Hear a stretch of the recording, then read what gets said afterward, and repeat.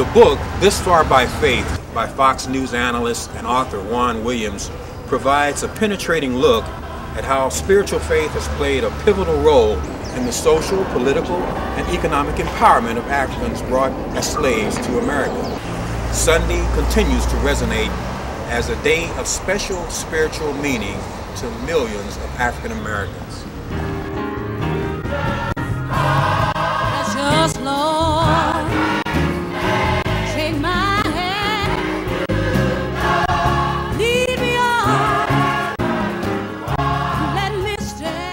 Well, This Far by Faith is inspired by the idea that the African American religious experience, Dennis, is so intense, so much a part of every minute of our lives. Trenching, that same instinct is also shown in the church, and that's why you see suddenly people in the black church petitioning the government to say, let us separate, let us have our own, let us be our own independent people.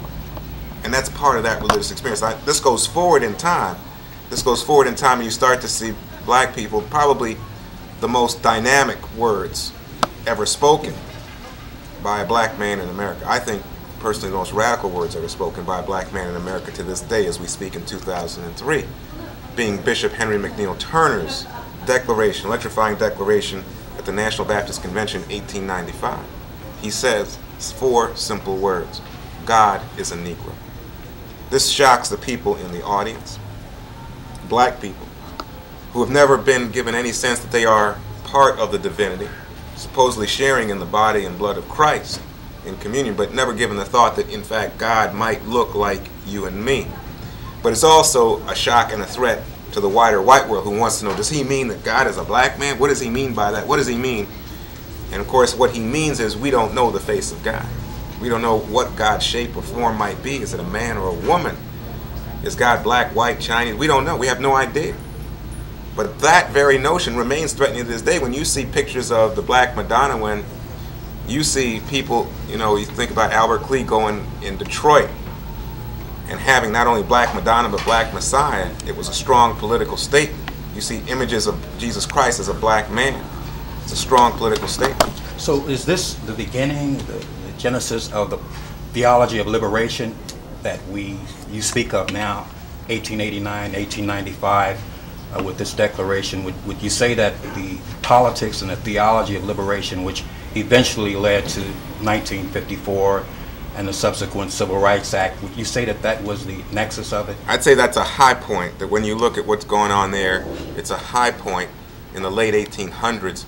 But you know what my argument would be for you, Dennis, that it is long-standing. It is right there from the start when you think about slave rebellions. It's right there when you think about the black church being used to encourage black men to join the Union Army and fight for their freedom against the Confederacy. It's right there when you see Bishop Turner and others declaring that the black church needs to have an independent status.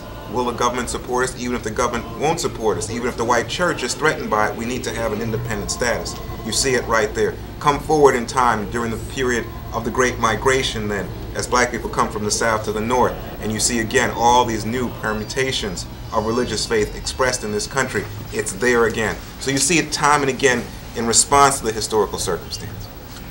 But there seems to be an interesting corollary when we look at what happened in Los Angeles with Azusa Street and the proliferation of religion that had a multiracial, multicultural character.